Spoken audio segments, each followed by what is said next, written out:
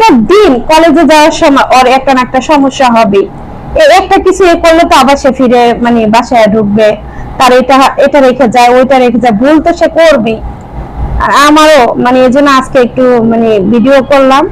তো দেখেন সে আজকে ভুলে গেছে, ভুলে গিয়ে কি জানি ফেলে গেছে, ফেলে গিয়ে আবার ফিরে আসছে, আবার যাইতেছে, এই করে কাহিনী।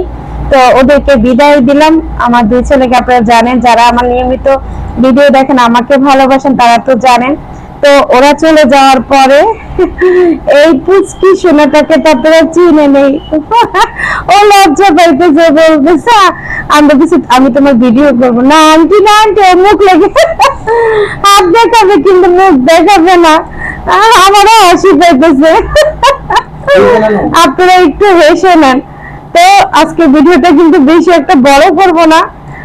মানে সবাই ভালো থাকবেন, সুস্থ থাকবেন, ভালো লাগলে অবশ্যই অবশ্যই শেয়ার করে দিবেন।